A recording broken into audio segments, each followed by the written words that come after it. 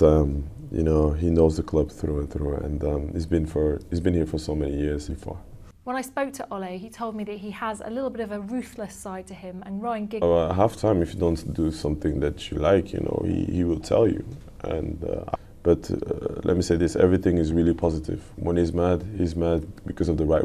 Even though he shouted, he's not gonna be there for all. He's not gonna stay. About working with the strikers, particularly, of course, because of his background. Mm-hmm. What do you think he's done? Teaching sessions every day, on a daily basis, and then, you know, he always improving every day, and in the game, you know, it becomes natural.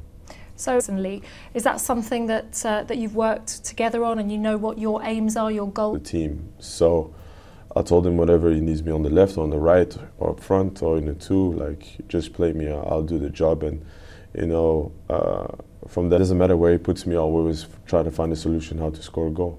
So top four is currently in your hands at the moment. What do you think is the biggest hurdle between now and the end of the season? Game, or are there standout fixtures? Of course, the 24th, it's Manchester United against Manchester City, yeah, which could have a big say in the title race as well. Do fixtures like that stand out for you? Yeah, but, you know, those fixtures are far away. We have an important game now against Wolverhampton, which is going to be an important one for us. And then the one against Barcelona. I'm not the type of guy who looks ahead. I live day by day, so right now Wolverhampton is on my mind, and hopefully we can have a good result over there. We're in a time now where footballers are able to be very open about their emotions. Can you tell us, what's the hardest thing about being a footballer?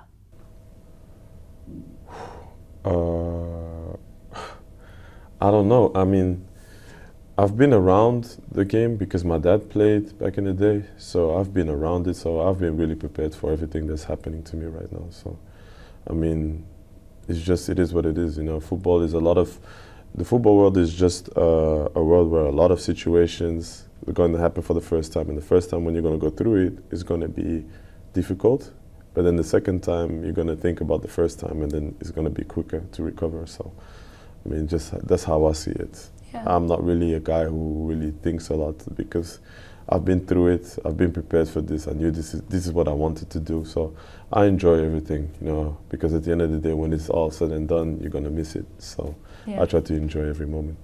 There has been a lot of negativity, of course, at the moment. There's been a lot of racism in the game. There always has been, and I know we're trying to stamp it out with various different methods, and it just doesn't seem to be that anything is working. Is there something that you might call for? Would you, for example, be willing to walk off the pitch? You would? Yeah, definitely. Is that something you'd want the manager to do, or you would like to make a personal decision to do that?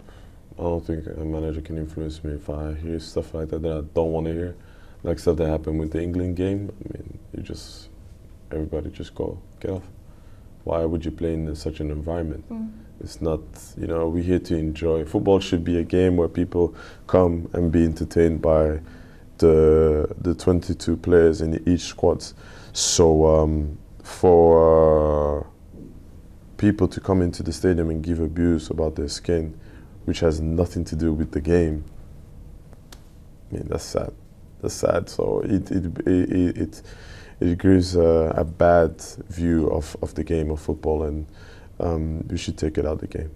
I completely agree with you. Is that something that you feel that you'd have to approach your manager or approach the Premier League to ask if you were allowed to do that, or you would be willing to do that if you felt it yourself? I feel it myself, I'll do it. I see it happen in Italy a couple of times, you know, seeing players walk off the pitch, and my brother plays in that league over there, and, you know, the team that, you know, did stuff like that got sanctioned by, you know, playing games in empty stadiums and stuff like that. So, and you know, it's sad that it happened again in the international week, but it's something that, you know, the players need to come out for, and, you know, make sure that football stays a game where everybody can play without hearing stupid stuff in the stands.